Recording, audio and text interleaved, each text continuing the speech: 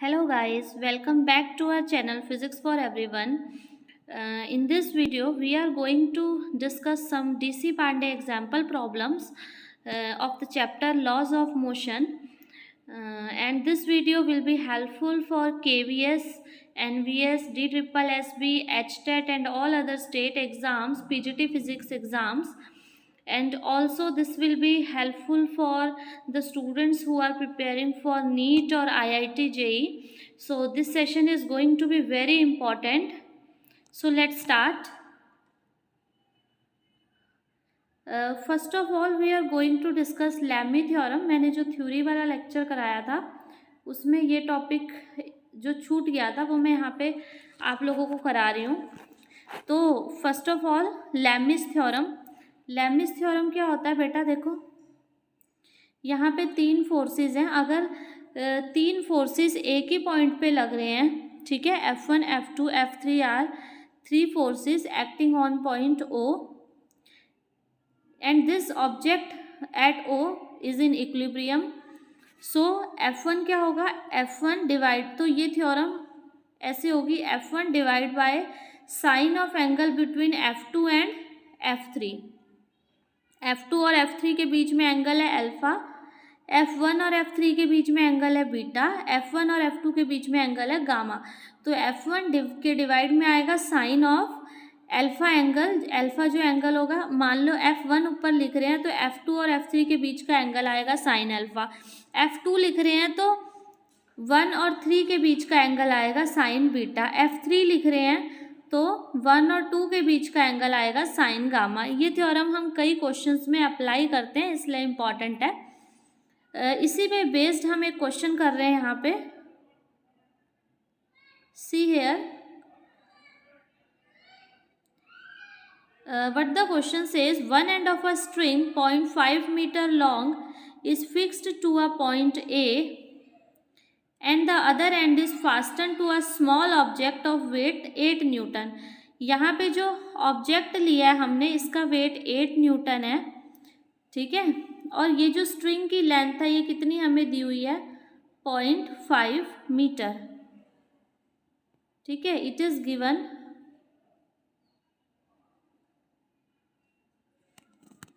0.5 metre. और तो इन्होंने कहा है कि एक स्ट्रिंग हमने ली 0.5 मीटर की, उसको एक साइड से तो हमने पॉइंट ए पे टक कर दिया और अदर एंड उसका कहाँ पे? एक ऑब्जेक्ट पे टक कर दिया. और वो जो ऑब्जेक्ट है उस पे उसका जो वेट है वो 8 न्यूटन का है. वेट हमेशा डाउनवर्ड डायरेक्शन में लगता है, इसलिए हमने 8 न्यूटन नीचे की ओर लिया. उसके बाद उसने क्या कहा? The object is pulled aside by a horizontal force F. और हॉरिजॉन्टल फोर्स ये F यहाँ पे हमने शो किया हुआ है. इस ऑब्जेक्ट को जो C पे है उसको हम ऐसे F फोर्स से, इस पे एक F फोर्स हम लगा रहे हैं, ठीक है. until it is 0.3 metre from the vertical through A. कब तक लगाएंगे ये फोर्स? जब तक ये 0.3 मीटर ना हो जाए ये डिस्टेंस. तो ये डिस्टेंस हमें गिवन है 0.3 मीटर, ठीक है, from the vertical through a. Find the magnitude of the tension in the string and the force. तो अब ये स्ट्रिंग जो है, जो ये स्ट्रिंग AC हमने टाई करी है, ये C से भी टाई है और A से भी टाई है, तो इसमें क्या होगा? एक टेंशन होगी T, ठीक है, एक टेंशन इसमें एक्ट करेगी T. सेकंड फिगर में देखो, इस पे एक टेंशन फोर्स लगेगा यहाँ पे T इस डायरेक्शन में. ये हॉरिजॉन्टल डायरेक्शन में हमने फोर्स अप्लाई किया F और वेट लग रहा है 8 न्यूटन डाउनवर्ड डायरेक्शन में. तो लैमी थ्योरम के अकॉर्डिंग जो ऑब्जेक्ट C है वो इक्विलिब्रियम में है, तो यहाँ पे कैसे बनेगा? क्या थ्योरम के अकॉर्डिंग क्या इक्वेशन बनेगी? T divide by angle between A10 and F. इनके बीच का एंगल क्या है? 90 डिग्री. F अगर हम लेंगे F डिवाइड बाय फिर किसके बीच का एंगल बनेगा? T और ये टेंशन T और ये 8 न्यूटन वाला, ये वाला एंगल बनेगा. ये कितना बनेगा? देखो, अगर ये थीटा है एंगल तो ये कितना बन जाएगा? 180 माइनस थीटा, तो ये एंगल लेंगे 180 माइनस थीटा। उसके बाद 8 न्यूटन वाला निकालेंगे, तो 8 न्यूटन लेंगे तो क्या होगा, ये वाला एंगल हम लेंगे 8 Newton divide by sign of angle किसका लेंगे, टी और एफ के बीच में, तो ये एंगल क्या बनेगा 90 प्लस थीटा। ये एंगल हमें थीटा गिवन है, ये एंगल 90 है, तो ये कंप्लीट क्या बन जाएगा 90 प्लस थीटा। तो तीनों एंगल यहाँ पे पता चल गए हमें, ठीक है। इसी के अकॉर्डिंग हम करेंगे आगे। देखो लेमी थ्योरम अप्लाई करेंगे, लेमी थ्योरम अप्लाई करेंगे तो देखो इस ऑब्जेक्ट पे लगाया हमने। सबसे पहले फोर्स इधर क्या है F divide by sign of angle between ये इसके बीच का एंगल, ठीक है। तो इसके बीच का एंगल मैंने अभी बताया क्या है 180 माइनस थीटा है, तो F divide by sign 180 minus theta 8। Now 8 divide by sign of क्या आएगा, ये टी और एफ वाले के बीच का एंगल, ये मैंने अभी बताया क्या बनेगा 90 प्लस थीटा, और T divide by sign of angle आएगा 8 न्यूटन और फोर्स वेक्टर के बीच में 90 डिग्री, तो साइन 90 डिग्री। यहाँ से क्या आ गया देखो हमारे पास साइन 180 माइनस थीटा क्या होता है sine theta.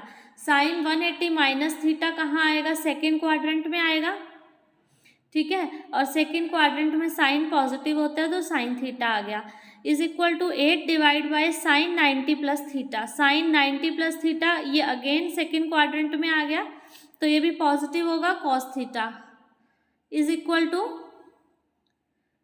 T by sine 90। साइन 90 की वैल्यू होगी 1। यहाँ पे देखो जब भी बात आती है 90 डिग्री से प्लस कर रहे हैं, सेकेंड वाले में हम यहाँ 90 डिग्री प्लस थीटा कर रहे हैं, तो 90 में चेंज आता है, इसलिए साइन जो है वो कॉस में चेंज हो गया। यहाँ 180 एंगल था, तो 180 पे जो फंक्शन होता है उसमें चेंज नहीं आता, ये साइन का साइन ही रहा इसलिए, ठीक है। तो हमारे पास अब इक्वेशन क्या बन गई, F by sine theta is equal to 8 by cos theta is equal to T. तो हमें कैलकुलेट क्या करना था, टी और एफ। यहाँ से हम टी कैलकुलेट कर सकते हैं, एफ भी कैलकुलेट कर सकते हैं if we have the value of sine theta and cos theta. तो देखो इस फिगर से हम साइन थीटा और कॉस थीटा की वैल्यू भी निकाल सकते हैं। देखो ये एंगल थीटा है, ठीक है, इस वाली फिगर में देखो ये एंगल थीटा था, तो ये वर्टिकली अपोजिट एंगल है, नहीं ये एंगल भी थीटा होगा, ठीक है। तो ये एंगल थीटा होगा, तो इस ये 90 है, ये एंगल थीटा है, इस वाली ट्रायंगल से हम पाइथागोरस कॉस थीटा और साइन थीटा निकाल सकते हैं। कॉस थीटा क्या होगा, बेस बाय हाइपोटेन्यूज, ठीक है। बेस क्या है A B divide by hypotenuse A C, ठीक है। तो ए बी की वैल्यू क्या होगी, यहाँ हमें ये ए सी वैल्यू 0.5 दी हुई है, बी सी वैल्यू 0.3 दी है, तो पाइथागोरस थ्योरम हमने अप्लाई करके ए बी की वैल्यू निकाल ली, तो हमारे पास ए बी की वैल्यू क्या आई 0.4 मीटर, ठीक है। तो 0.4 मीटर। अब हमारे पास ये तीनों साइड्स की वैल्यू है, तो हम sine theta cos theta easily calculate कर सकते हैं, और वो साइन थीटा और कॉस थीटा की वैल्यू जब हमने यहाँ सब्स्टिट्यूट की, तो हमारे पास टेंशन आ गया 10 न्यूटन और फोर्स आ गया 6 न्यूटन। तो सिंपली इसमें क्या लगा था हमारे पास, लेमी थ्योरम अप्लाई हुई थी एक ऑब्जेक्ट पे जहाँ पे 3 फोर्सेस लग रहे थे तीनों डायरेक्शन में, तो उससे हमने इसे उस मेथड से हमने इसे सॉल्व किया। Now moving to our next question. इसमें देखो क्या दिया हुआ है, थोड़ा अलग टाइप का क्वेश्चन है। यहाँ पे जो भी हम क्वेश्चन डिस्कस कर रहे हैं डीसी पांडे में बहुत अच्छे अच्छे क्वेश्चन दिए हुए हैं, और लगभग सब अलग टाइप के क्वेश्चन हैं, इसीलिए मैं यहाँ से टॉपिक लिया है वाला। यहाँ पे देखो क्वेश्चन क्या दिया हुआ है, the road shown in the figure has a mass of 2 kg, ठीक है। जो ये रोड दी हुई है, रोड कौन सी है, ये जो हिंग से अटैच्ड है, ये जो हिंग से अटैच्ड है ये रोड है, ठीक है। तो इसका मास हमें दिया हुआ है 2 kg, इसका मास हमें दिया हुआ है 2 kg एंड लेंथ दी हुई है इसकी हमें 4 मीटर, और ये इक्विलिब्रियम में है। फाइंड द हिंज फोर्स और it's two components acting on the road and the tension in the string. एक तो स्ट्रिंग दी हुई है, इसमें टेंशन निकालनी है, एक जो ये हिंज रोड दी हुई है इस पे फोर्स निकालना है, या इसका टू कंपोनेंट्स निकालने हैं फोर्स के, वर्टिकल डायरेक्शन में भी हॉरिजॉन्टल डायरेक्शन में भी। जब भी ये हिंज वाला क्वेश्चन आए तो यहाँ पे देखो हिंज लगी हुई है, तो यहाँ पे एक वर्टिकल कंपोनेंट आएगा फोर्स का, ये ऐसे V आएगा, और एक इसका हॉरिजॉन्टल कंपोनेंट होगा H। यहाँ स्ट्रिंग में टेंशन हमें गिवन है T। ये सेकंड फिगर में देखो, अब ये जो रोड है इसका मास है 2 kg, तो इसका कुछ वेट नीचे की डायरेक्शन में एक्ट करेगा, तो ये हमने यहाँ W से शो कर दिया वेट। सी क्लियरली हेयर, यहाँ W हमने नीचे वेट लगा दिया। जो हिंज है वहाँ पे दो फोर्स हैं, एक हॉरिजॉन्टल फोर्स है इस डायरेक्शन में H, और ये ऊपर की डायरेक्शन में है V, और इधर जो स्ट्रिंग बंधी हुई है उस स्ट्रिंग में टेंशन है T। इसको थोड़ा और फिगर को रिजॉल्व कर लेते हैं। देखो जो W है उसकी वैल्यू हमने यहाँ क्या ले ली, 20 न्यूटन ले ली, मास 2 था, ग्रेविटी G हमने 10 ली, तो 20 न्यूटन वेट आ गया। इस पूरे की लेंथ जो दी हुई है वो 4 मीटर दी हुई है, तो ये हाफ पार्ट की O से यहाँ तक की 2 मीटर होगी, और यहाँ से यहाँ तक भी 2 मीटर होगी। ठीक है, टेंशन जो है ये 37 डिग्री एंगल बना रहा है हॉरिजॉन्टल से, तो यहाँ इसका जो ये वर्टिकल कंपोनेंट आएगा वो क्या आएगा, T साइन 37 डिग्री, और यहाँ हॉरिजॉन्टल डायरेक्शन में आएगा T कॉस 37 डिग्री। तो ये हमने रिजॉल्व कर लिया, T साइन 37 और T कॉस 37 डिग्री। ठीक है, यहाँ पे देखो हॉरिजॉन्टल H फोर्स ले रखा है हमने और वर्टिकल V ले रखा है हिंज पे, तो ये टोटल फोर्सेस हमें गिवन है। Is it clear? यहाँ तक क्लियर हुआ कि फोर्सेस कौन कौन से गिवन है? सबसे पहले देखो क्वेश्चन में एक बार अगेन, एक रोड थी जिसका मास 2 kg था और लेंथ 4 मीटर थी, उसको हमने एक स्ट्रिंग के थ्रू ऊपर टाई किया था। स्ट्रिंग है तो स्ट्रिंग में टेंशन होगी T, और वो जो स्ट्रिंग है वो 37 डिग्री का एंगल बना रही है, तो इसको हमने रिजॉल्व कर लिया। तो ऊपर की डायरेक्शन में फोर्स हमारे पास आ गया T साइन 37, और हॉरिजॉन्टल डायरेक्शन में हमारे पास फोर्स आ गया T कॉस 37। ये जो रोड है इसका कुछ मास है, तो इसका कुछ वेट डाउनवर्ड डायरेक्शन में एक्ट करेगा, तो वेट हो गया 20 न्यूटन। उसके बाद यहाँ पे एक हिंज लगाया हुआ है हमने, तो ये हिंज पे भी एक वर्टिकल फोर्स होगा, एक वर्टिकल कंपोनेंट होगा इसका फोर्स का, एक हॉरिजॉन्टल कंपोनेंट होगा, दो कंपोनेंट इसके लगा लिए, तो ये फिगर रिजॉल्व करके हमारे पास ये आई है। ठीक है, हम इसको फर्दर सॉल्व करेंगे। देखो हमें साइन, ये एंगल 37 दिया हुआ है और क्वेश्चन में साइन 37 और कॉस 37 की वैल्यू भी गिवन है। साइन 37 हमने लेना है 3/5 और कॉस 37 हमने लेना है 4/5। तो ये क्वेश्चन में वैल्यू हमें गिवन है।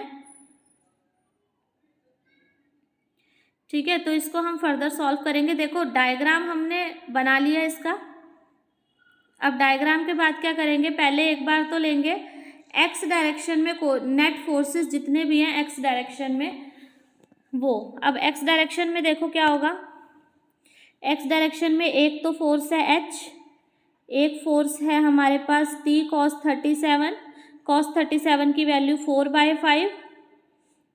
ठीक है, तो 4/5 लिख के यहाँ पे हमने वैल्यू निकाल ली 0.8।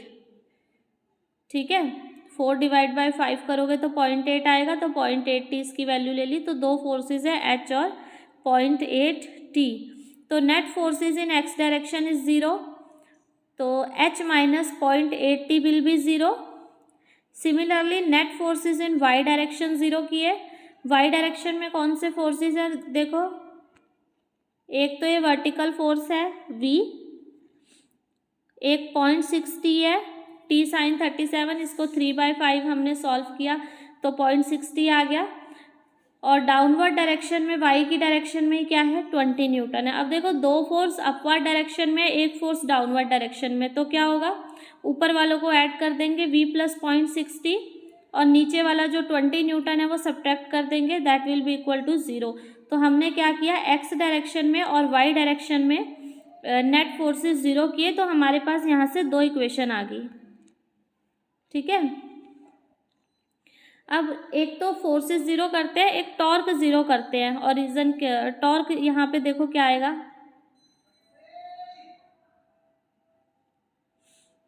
अब देखो टॉर्क जो होगा, अगर हम एच फोर्स की बात करें, ठीक है, इसकी वजह से जो टॉर्क होगा वो ज़ीरो होगा,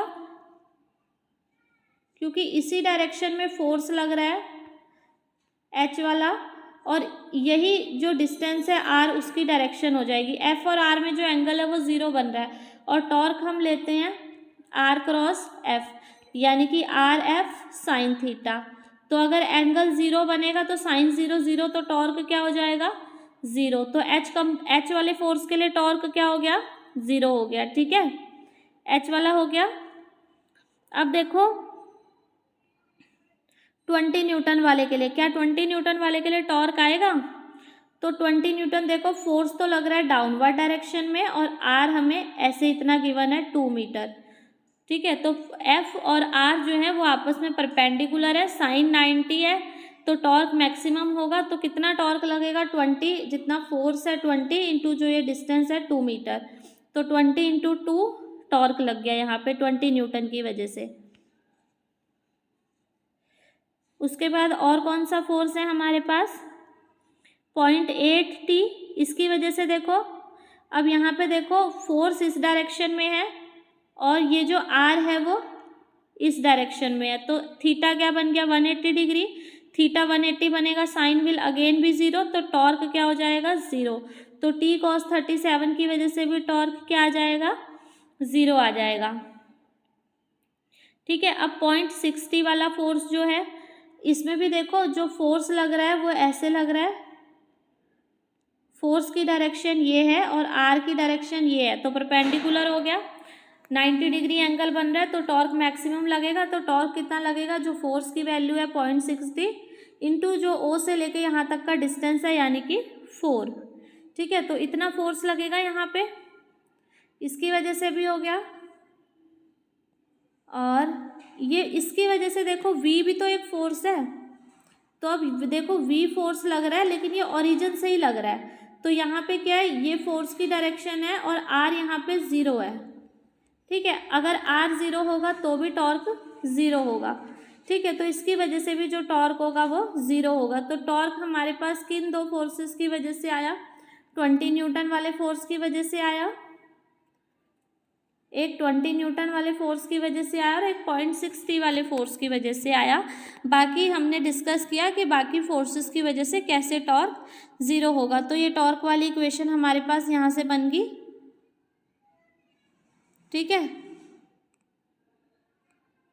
20 into 2 is equal to 0.6 into 4, तो यहाँ से क्या आएगा 40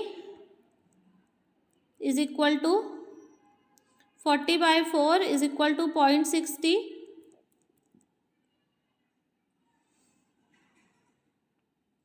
ये 10 आ गया, ठीक है, 10 डिवाइड बाय 0.6, तो यहाँ से t की वैल्यू निकल आएगी हमारे पास। इस इक्वेशन से हम क्या करेंगे, t निकाल लेंगे, ठीक है।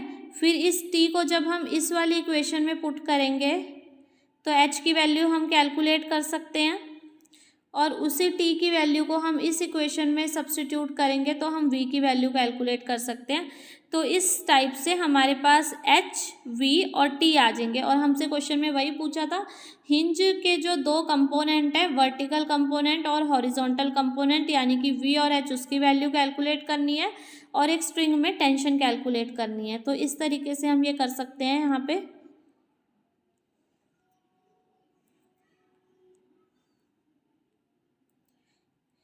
ठीक है, कैलकुलेशन आप लोग कर सकते हो इजीली, तो वो मैं यहाँ पे टाइम वेस्ट नहीं कर रही हूँ उसके लिए। और ठीक है, तो जो मेन कंसेप्ट था वो मैंने यहाँ पे बता दिया आप लोगों को। मेन यहाँ पे क्या है, एक हिंज वाला फोर्स था, एक टेंशन वाला फोर्स था। टेंशन वाले को हमने रिजॉल्व किया दो डायरेक्शन में, हिंज वाले को दो डायरेक्शन में रिजॉल्व किया, वेट डाउनवर्ड डायरेक्शन में था। तो एक बार हमने एक्स कंपोनेंट जो है फोर्स का वो ज़ीरो लिया, एक बार नेट जो वाई कंपोनेंट फोर्स का है वो ज़ीरो लिया, और एक बार टॉर्क ज़ीरो लिया। टॉर्क कैसे ज़ीरो हुआ वो भी मैंने बता दिया, और उसके बाद ये तीनों इक्वेशन सॉल्व करके हमारे पास आंसर निकल जाएगा. So this was an important question and very good question for all your PGT physics exams and also for NEET aspirants.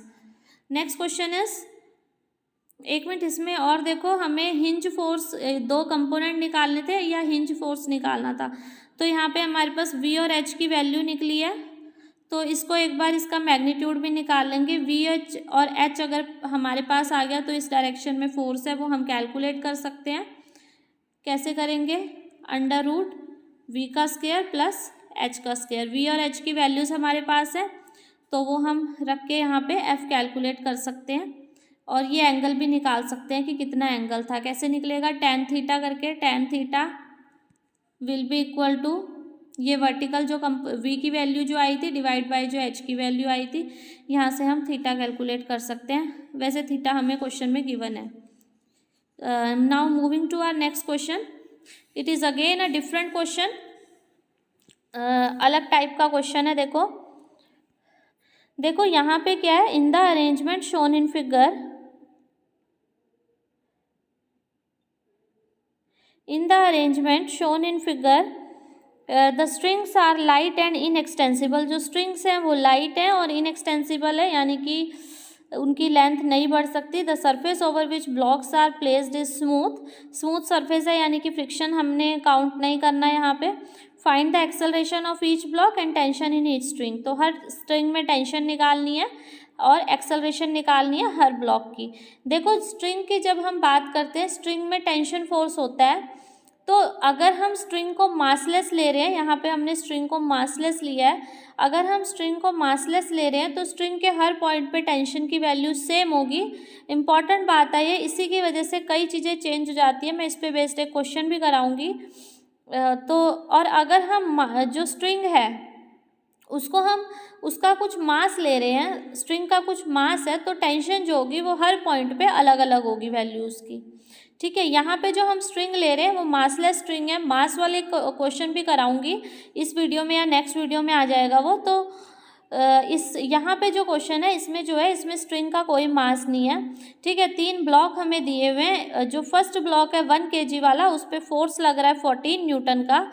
तो 2 स्ट्रिंग है यहाँ, एक स्ट्रिंग जिससे हमने 2 kg और 1 kg वाले को टाई किया है और दूसरी स्ट्रिंग जिससे हमने 4 kg और 2 kg वाले ब्लॉक को टाई किया है. तो जो फर्स्ट स्ट्रिंग है इसमें टेंशन हमने T1 ले ली और इस वाली में 4 और 2 kg से जिसको टाई किया है उस स्ट्रिंग में टेंशन हमने T2 ले ली. फॉरवर्ड फोर्स जो है हॉरिजॉन्टल डायरेक्शन में वो 14 न्यूटन का अप्लाई हो रहा है.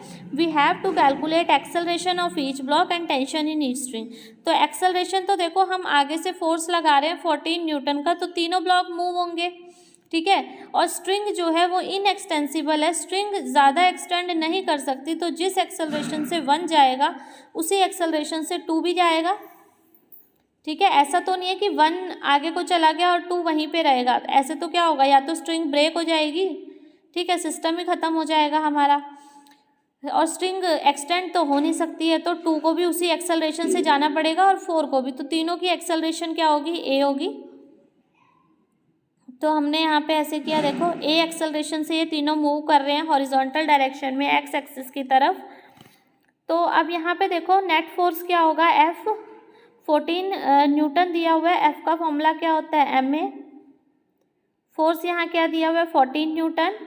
मास, अब मास क्या आएगा? तीनों का आएगा 4 + 2 + 1 और एक्सेलरेशन a. तो a की वैल्यू क्या आ जाएगी? 14 डिवाइड बाय 7, 2 मीटर पर सेकेंड स्क्वायर. तो ये a की वैल्यू आ जाएगी. ठीक है, तो एक्सेलरेशन हमने निकाल ली. उसके बाद हमें क्या कैलकुलेट करना है? टेंशन कैलकुलेट करनी है.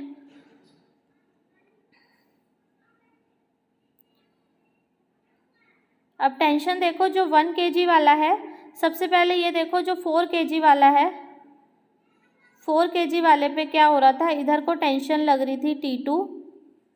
ठीक है, और इधर राइट साइड में उस पर कोई फोर्स नहीं था, सिर्फ एक फोर्स था उस पर T2 और इधर की डायरेक्शन में एक्सेलरेट कर रहा था, तो वो एक फोर्स बनेगा ma. तो T2 किसके इक्वल हो जाएगा? ma के इक्वल हो जाएगा. तो हमने ऐसे ही किया, T2 को किसके इक्वल ले लिया? T2 को ma के इक्वल ले लिया. ठीक है, और मास 4 kg है ब्लॉक का। एक्सेलरेशन ए जो अभी हमने निकाली 2 आई हमारे पास, तो T2 हमारे पास क्या आ जाएगा 8 न्यूटन। ठीक है, T2 8 न्यूटन आ जाएगा। और जो फिर ये वाला अगर हम ब्लॉक ले 1 kg वाला, तो इस पर एक फोर्स आगे की तरफ लग रहा है 14 न्यूटन। यहाँ पीछे की तरफ टेंशन लग रही होगी T1 और ये आगे एक्सेलरेट कर रहा है ए से। ठीक है, तो ये जैसे ब्लॉक है 1 kg वाला ले रहे हैं, इस पे यहाँ फोर्स लग रहा है 14 न्यूटन, यहाँ टेंशन लग रही है रोप में T1 और ये एक्सेलरेट हो रहा है आगे ऐसे। तो अब इक्वेशन क्या बनेगी, एक्सेलरेशन की डायरेक्शन इधर को है राइट साइड, तो 14 ज़्यादा होगा, 14 minus T1 is equal to M में एम क्या है ए मास क्या है 1 kg और ए एक्सेलरेशन क्या है 2, तो यहाँ से 14 minus T1 is equal to 2 आ गया। तो T1 क्या आ जाएगा 14 माइनस 2 12 न्यूटन। तो T1 हमारे पास क्या आ गया 12 न्यूटन। तो इस तरीके से हमने क्या किया, टेंशन कैलकुलेट कर ली, टेंशन भी हमने कैलकुलेट कर ली, एक्सेलरेशन भी। तो कभी भी इस टाइप का क्वेश्चन आपके पास आता है कि 3 ब्लॉक्स हैं और वो इस टाइप से एक दूसरे से बंधे हुए हैं आपस में टेंशन, तो एक्सेलरेशन काउंट करनी है। तो एक्सेलरेशन टोटल मास हम तीनों लेंगे। ठीक है, टोटल फोर्स जो हमें गिवन है डिवाइड बाय टोटल मास करके एक्सेलरेशन निकल जाएगा। और टेंशन स्ट्रिंग में कैसे निकलेगा, अलग अलग जो ब्लॉक्स हैं उनका फ्री बॉडी डायग्राम बना के, वैसे इसमें हम 2 kg से भी निकाल सकते थे टेंशन। अगर हम 2 kg से करेंगे, किसी से भी कर सकते हो, वो आपकी चॉइस है आप किससे करना चाहते हो। अगर 2 kg वाले से करोगे तो देखो इस पर कितने फोर्स लग रहे हैं, इधर की डायरेक्शन में T2 लग रहा है, इधर T2 लग रहा है, इधर T1 लग रहा है और एक ये एक्सेलरेट कर रहा है आगे। तो आगे एक्सेलरेट कर रहा है तो T1 ज़्यादा होगा, तो T1 माइनस T2 यहाँ से हमारे पास क्या आ जाएगा M में, M क्या दिया हुआ है 2 दिया हुआ है और एक्सेलरेशन हमने अभी निकाला 2 था। ठीक है, और T2 हमने जो निकाला है वो 8 न्यूटन निकाला है आई थिंक, हाँ 8 न्यूटन। तो T1 minus 8 is equal to 4। ठीक है, तो T1 क्या आ जाएगा 4 प्लस 8 अगेन 12 न्यूटन। तो चाहे ये वाले ब्लॉक से निकालो चाहे इस वाले से निकालो, कोई भी ब्लॉक यूज़ करो, वो आपकी मर्जी है, बस आपको इक्वेशन ऑफ ये जो इक्वेशन बनानी है ये आनी चाहिए। ठीक है, चॉइस इज़ योर्स, जिस मर्जी से आप लोग कर सकते हो। तो now moving to our next question. अब देखो वहाँ पे जो 2 ब्लॉक्स लिए थे उस क्वेश्चन में, वो हमने हॉरिजॉन्टल टेबल के ऊपर रखे हुए थे। ठीक है, तो वेट mg नीचे को एक्ट नहीं कर रहा था, हमने वहाँ पे सीधा जो आगे फोर्स अप्लाई कर रहे थे उसको देखा, वहाँ पे भी वेट था, mg नीचे को एक्ट कर रहा था, लेकिन उसको normal reaction r cancel out कर दे रहा था। अब यहाँ पे देखो, यहाँ पे अलग केस बनता है। यहाँ पे इस क्वेश्चन में क्या कर रहा है कि 2 ब्लॉक्स लिए हुए हैं हमने 4 kg के और 2 kg के, are attached by an inextensible light string as shown in figure. Both the blocks are pulled vertically upward by a force of 120 Newton. अब इसमें हम ऊपर की तरफ फोर्स लगा रहे हैं 120 न्यूटन, निकालना वही है एक्सेलरेशन और टेंशन स्ट्रिंग में। तो देखो ऊपर की डायरेक्शन में, अब देखो एक 4G है एक 2G है, एक 4 kg है एक 2 kg है, तो नीचे की डायरेक्शन में भी फोर्स होगा। कौन कौन सा होगा नीचे की डायरेक्शन में, नीचे की डायरेक्शन में एक तो होगा 4 kg, 4 मास है, 10 ग्रेविटी लगेगा तो 40 न्यूटन नीचे की डायरेक्शन में लग जाएगा। ये जो 2 kg वाला है इसका भी नीचे लगेगा 20 न्यूटन, तो नीचे की डायरेक्शन में 2 फोर्सेस आ गए 40 न्यूटन और 20 न्यूटन, और ऊपर की डायरेक्शन में 120 न्यूटन है, 120 न्यूटन से ऊपर पुल कर रहे हैं। ठीक है, और नेट जो एक्सेलरेशन, तो ये जो नेट फोर्स होगा वो क्या होगा 120 माइनस 40 माइनस 20 यही होगा, इज इक्वल टू क्या आएगा, कितनी is equal to net force mass into acceleration. तो मास टोटल कितना आ गया 4 + 2 6 इंटू ए। तो ए की वैल्यू यहाँ से हम कैलकुलेट करेंगे तो क्या आ जाएगी 10 मीटर पर सेकेंड स्क्वायर। ठीक है, उसके बाद हमें क्या करना है, टेंशन स्ट्रिंग में कैलकुलेट करनी है। टेंशन कैसे कैलकुलेट करेंगे स्ट्रिंग में, देखो नीचे वाला ब्लॉक हमने लिया इसमें 2 kg वाला, यहाँ पे मैं दोबारा शो कर देती हूँ। देखो ये जो नीचे वाला ब्लॉक है 2 kg वाला, ये हम लेंगे। अगर ये नीचे वाला ब्लॉक लेंगे तो इस पे क्या होगा, नीचे फोर्स लगेगा, नीचे को फोर्स लगेगा 20 न्यूटन, ऊपर को टेंशन होगी T, और ये नेट एक्सेलरेशन ऊपर की डायरेक्शन में है m में, तो T माइनस 20 न्यूटन क्या आ जाएगा, m में के इक्वल हो जाएगा। ठीक है, तो वही हमने यहाँ पे लिया है, T minus 20 is equal to m में, और मास हमें 2 kg वाला लिया है तो 2, और एक्सेलरेशन 10 आई है हमारे पास, तो यहाँ से 20 प्लस 20 T की वैल्यू क्या आ जाएगी, यहाँ से 40 न्यूटन आ जाएगी। तो इस तरह से हम एक्सेलरेशन और टेंशन निकाल सकते हैं।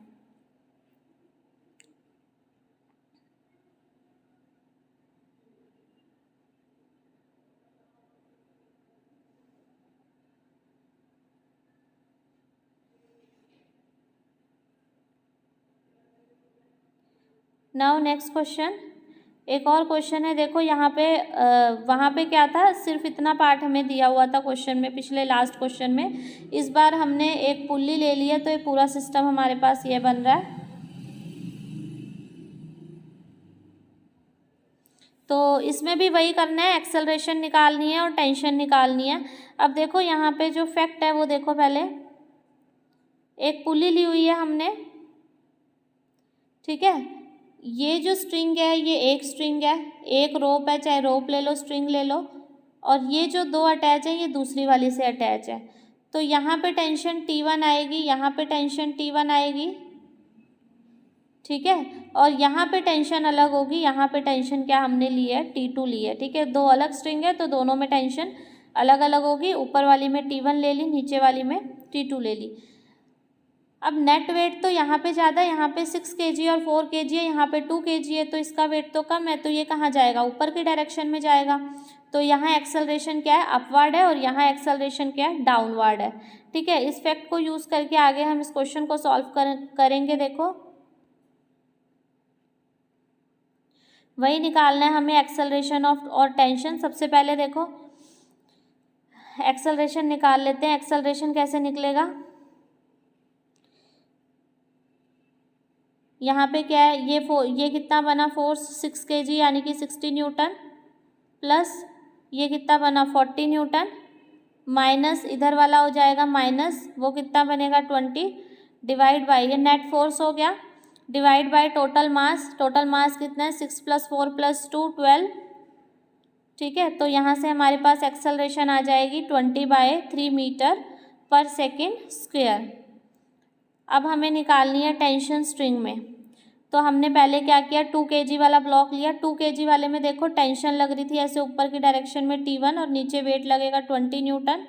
तो एक्सेलरेशन हमारे पास आ गई, तो क्या होगा, ऊपर की डायरेक्शन में जा रहा है तो T1 बड़ा होगा कंपोनेंट, तो T1 माइनस 20 न्यूटन क्या आ जाएगा, m × a। तो ये क्वेश्चन लगाई, T1 minus 20 is equal to ma, ठीक है। मास क्या था, 2 kg था, तो 2a लिख लिया। तो a हमने 20/3 अब भी कैलकुलेट किया, तो टेंशन की वैल्यू आ गई 100/3 न्यूटन। T1 आ गया। अब T2 निकालना है। T2 के लिए हम क्या करेंगे, सबसे नीचे वाला 6 kg ले लेंगे। इस पे ऊपर को लग रहा है T2 और नीचे को लग रहा है 60 न्यूटन, ठीक है। तो 6 नीचे की डायरेक्शन में आ रहा है तो 60 लेंगे, तो क्या होगा, देखो 60 न्यूटन, पहले 60 न्यूटन आएगा, माइनस T2 आएगा, इज इक्वल टू m में, m क्या होगा 6 × a। तो 60 minus T2 is equal to 6 है। a की वैल्यू हमें पता है, तो हम T2 यहाँ से कैलकुलेट कर सकते हैं। तो T2 हमारे पास आ जाएगा यहाँ पे 60/3 न्यूटन। ये थोड़ा थोड़ा पिछले क्वेश्चन के तरह था, थोड़ा सिमिलर था। तो आई होप आप लोगों को क्लियर होगा। नेक्स्ट क्वेश्चन देखो, in the system shown in figure. अब ये जो एक फिगर दी हुई है इसमें एक हमें सिस्टम शो किया हुआ है, all the surfaces are smooth, यानी कि फ्रिक्शन हमें नहीं लेना है। स्ट्रिंग इज मासलेस, देखो क्वेश्चन में दिया हुआ है जो स्ट्रिंग है वो मासलेस है। स्ट्रिंग मासलेस है यानी कि स्ट्रिंग के हर पॉइंट पे टेंशन सेम होगी। स्ट्रिंग इनएक्सटेंसिबल भी दी हुई है, यानी कि स्ट्रिंग की लेंथ चेंज नहीं होगी। Find acceleration of the system and tension in the string, वही एक्सेलरेशन और टेंशन हमें कैलकुलेट करनी है। तो अब इस टाइप के तो आप काफ़ी क्वेश्चन कर चुके हो, so it will be easy for you. Simple हमने क्या करना है, सबसे पहले एक्सेलरेशन निकालेंगे, टोटल फोर्स क्या आएगा। अब यहाँ पे देखो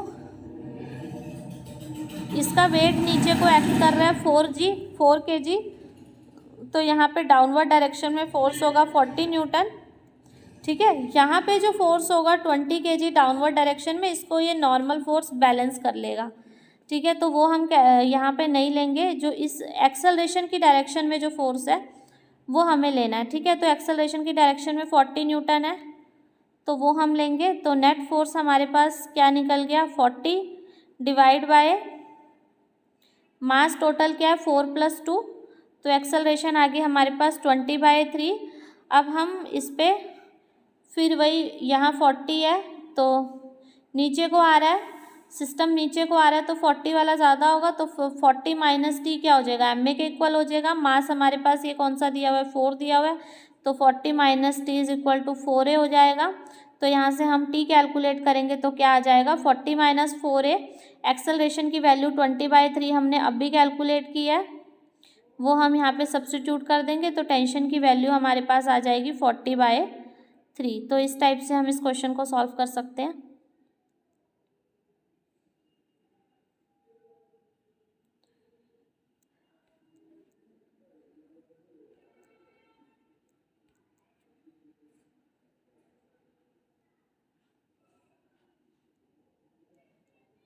So this was all about today's lecture. In the next video we will discuss some more questions of DC Pandey book. We will do examples. So I hope all this is clear to you. Thank you.